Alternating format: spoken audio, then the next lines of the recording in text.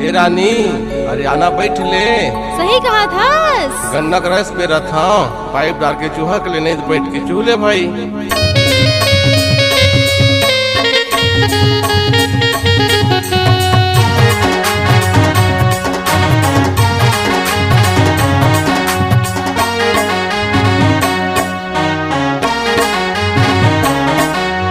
ए रानी तोला चूसेला परही, ए रानी तोला चूसेला परही, मोर बारी के गन्ना, मोर बारी के मोटहा गन्ना चूहा के मजा लेना, मोर बारी के मोटहा गन्ना चूहा के मजा लेना।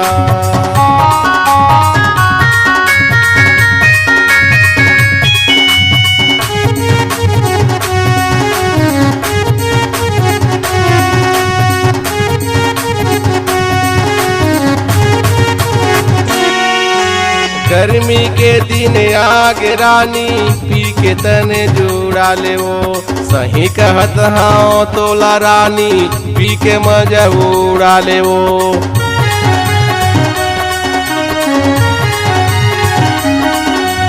गर्मी के दिन आगे रानी, पी के तने जुड़ा ले वो, सही कहत हाँ तोला रानी, पी के मजा उड़ा ले वो। ए रानी तोला चूसेला परही, ए रानी तोला चूसेला परही, मोर बारी के गन्ना, मोर बारी के मोटहा गन्ना चूहा के मजा लेना, मोर बारी के मोटहा गन्ना चूहा के मजा लेना।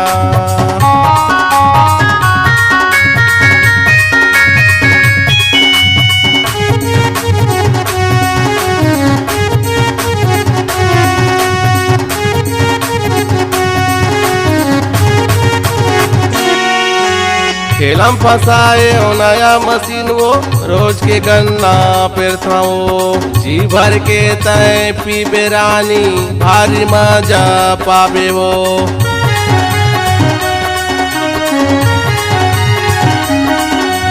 खेलम फसाए ओ नया मशीन वो, रोज के गन्ना पेरता वो, जी भर के तय पीबे रानी, भारी मजा पावे वो। ए रानी तोला चूसेला परही, ए रानी तोला चूसेला परही, मोर बारी के गन्ना, मोर बारी के मोटहा गन्ना चूहा के मजा लेना, मोर बारी के मोटहा गन्ना चूहा के मजा लेना।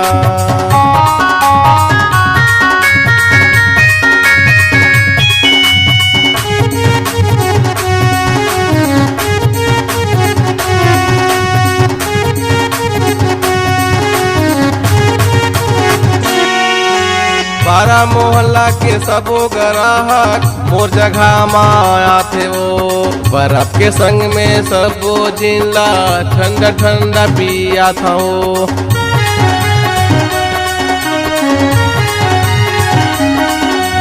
बारह मोहल्ला के सबो ग्राहक मोर जगह माया थे वो, बर्फ के संग में सबो जिला ठंडा ठंडा पिया था वो। ए रानी तोला चूसेला परही, ए रानी तोला चूसेला परही, मोर बारी के गन्ना, मोर बारी के मोटहा गन्ना चूहा के मजा लेना, मोर बारी के मोटहा गन्ना चूहा के मजा लेना। ए रानी तोला चूसेला परही, ए रानी तोला चूसेला परही, मोर बारी के गन्ना,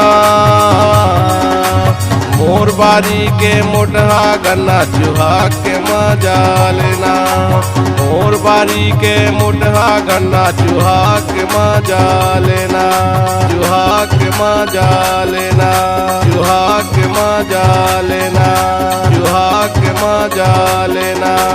हे रानी, छत्तीसगढ़ी गाना सुनने के लिए हमारे YouTube चैनल को सब्सक्राइब करें और नए नए अपडेट पाने के लिए बेल आइकॉन को प्रेस करें।